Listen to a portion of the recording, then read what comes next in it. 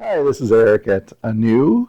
This is our fireside chat version of our interview series, and we are here today with John Hardginski, an Appleton artist. So, John, how long have you been painting? I've started painting in 1999, actually. Oh, And I worked with acrylics because I painted in the kitchen, and so acrylics were easy to paint with and clean up with, being water-based. mm-hmm. But I was struggling a little bit with, just working with the medium, and so I actually took a class with a wildlife artist by the name of Terry Isaac. Oh, sure. Yeah, and that really just helped me to figure out how to handle the medium better and give me a little bit more direction in painting. So that was really helpful. Is that the only medium you work in, is acrylic? For painting, yeah. I've done some stuff with pastels and pencils. I've always liked working with. Okay.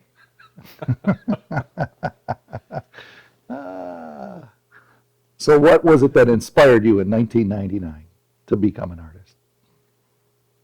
Well, I've always wanted to do something that was art related, and I had a job working in the graphic arts field, So, but again, my wife was very instrumental and encouraging, and actually picked me up my starter set of paints from Richardson Brothers and used those to start my career. And I'm happy to say I've seen a dramatic improvement from when I first started to. Well, that's, yeah. We hope that happens with everybody. Well, yeah. Absolutely. The more you do it, the better you get, right? That's right. Just like anything else. Yeah. Yeah. And so you're mainly based in the Fox Valley then? Yeah, I've had some pieces at a couple different galleries. But yeah, I've done some local shows. And then you like to paint animals, as we can see from most of the paintings that we have displayed here. But you're not limited to that either. You do landscapes and florals, it looks like. Yeah. So I actually have a few paintings I've done that don't have any animals at all in them. And but typically there'll be an animal or something in the painting for that interest. I've always liked that. And with Terry Isaac, he always painted wildlife, and Robert Bateman, and those are some of the artists I've really enjoyed their work, Carl Brenders. And so I think that's one reason I gravitated towards that. And my style has become a realistic style. It just sort of found me. I would try different things, but I found myself really enjoying adding the detail. Painting starts out for me, and it's blocking in shapes, and it's kind of rough looking at first and not very attractive, but all at once it starts to take on a life of its own, and I get real excited about it, and then I have to work. So let's see, next question formulated here. How long does it take to do an average? I guess it depends on the size of the piece. Yeah, that's an interesting question. That's something people ask a lot. They're curious about that. Yeah. Ironically, I find the bigger the painting, the quicker it is to do. Oh. And the smaller the painting, the more time intensive it becomes. And I think because of, again, putting detail in. Yeah. So if it's bigger, I can work with larger brushes and still put in a level of detail that I enjoy. But when it's smaller, it just, working on a smaller scale, and it just seems to take more time to do. I never would have thought of that. Yeah. But yeah, that makes total sense. And your price points for your original pieces? Anywhere from this to that? Not enough. Not enough. Never enough, right? Never enough. Yeah, it varies. I mean, I have some pieces that are small, 8 by 10, and then 16 by 20.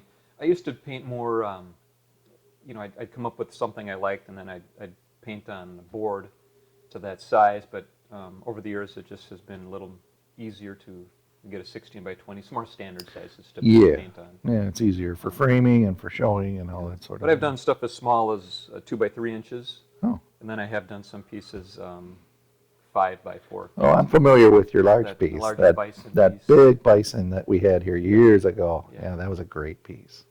It's still for sale if you want. So. Oh, you still have it?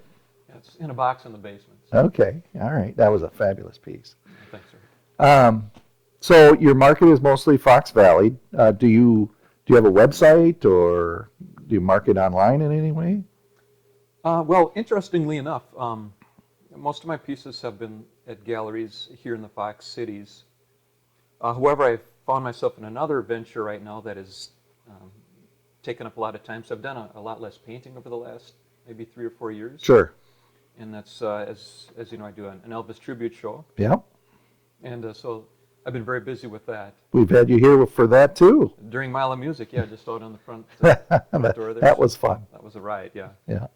But so now I've had a couple of weeks slow, and so I've started doing some paintings of Elvis, some 8x10 portraits, I guess, different things of that nature. So, but I still am doing a little bit of wildlife as well. Yeah. At Heckrot, there was an excitement in the air when a great horned owl had some owlets. Yeah. There was a barred owl as well that had some owlets, so that created a lot of activity down there. And Mm-hmm. so that's a more recent painting. I mean, sometimes I see something that I like, and just because I like it, I mean, I'll paint it just for my own, just because I want to paint it because I think, oh, this is a really nice image or a shot or something. But otherwise, I'll try to do my own field work like any artist should, and typically then I'll combine things. Like if I have a floral painting, maybe I'll have some shots of some flowers, and then I'll have a bird shot that I enjoy, and then I'll try to put those in an arrangement that I think is a nice composition, and Sure. you know, to make my own piece there. Oh, that's great. And we've taken some trips as a family out to South Dakota, and so bison have become one of my favorite animals to paint. Yeah, you do a great job at those. Yeah, well, They're thanks. very lifelike. They're a lot of fun. So, do you do commission work? I know you. I do believe you did do. I know of one commission that you did after we had a show here for you. That Oh, was. you'll have to refresh my. Don't you remember that? There was a lady that came to the show and saw your work, and then her father had some sort of farm. Was it a Oh, an elk farm. elk farm? An elk That's farm, what yeah, it was. that's So I know you did. I know you did Yeah. one commission for sure. Yeah, I've done a handful of commissions. Yeah, I'm always open to that. Okay. I have done like people's pets. Oh, sure. But I kind of prefer not to do that Yeah. so much. Yeah. It's difficult to get something that is satisfactory to somebody and captures the essence of that particular animal and its personality. So. Yeah, it's hard to please someone that's lived with that pet for all those years, and then you're supposed to. Yeah, like, I mean, like you especially said. if the pet has passed away, and then I'm given a photo and I can't. Yeah, It's difficult sometimes to make things out. So. and I'm sure you just like to paint what you like to paint. Well, yeah, but it's nice to paint things that people want and that you might be able to sell and Sure. Create a revenue stream.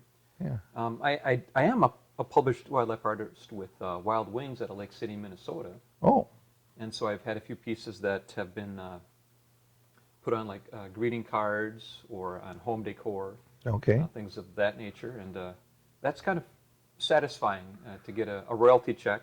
And now I understand why they say starving artist. I get that. But I've sold some pieces through that company as well. Okay. Yeah, that company. Yeah, I've worked with that company before, Yeah. and it's a good company. They have a nice selection of different artists. Well, that's great. Well, we hope you continue painting when you have spare time in between your Elvis shows, which are phenomenal. Well, thanks, Eric. In fact, just to give you an idea of how busy I mean, like last year I did over 100 shows. Wow. So about half of those are assisted living communities, and the other half break out to be private parties and public venues. Oh, wow. I've done corporate events, things for Thrivent and even Marcus Theaters. Nice. So yeah, that's been really cool. So I do have a website there. That's elvisjohnlive.com. John has an H in it. And I have some of my new Elvis paintings on there, and I'm going to be putting some of those on Facebook as well, and we'll see what happens with that. Okay. But you don't have a separate site for your artwork, though, in general. My son-in-law had done a website for me, and that was a number of years ago, but that's not. It's not up around. anymore. It's not- Yeah. yeah. Okay. All right. Well, thanks for coming in and interviewing with us today. Eric, it's always fun to talk to you. Thanks so much. You're welcome.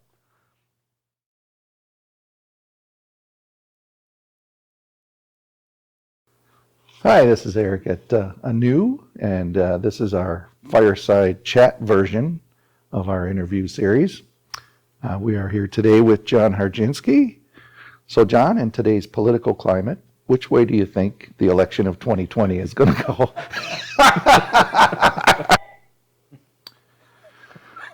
Oh, boy. Well, we're business getting- must be booming. Yeah, well. I see the lights are out, so it's, Yeah, we'll pay the the bill. We'll pay the bill next month. okay. So we can edit between here, right, Paul? Possibly, yeah. Yeah. Okay.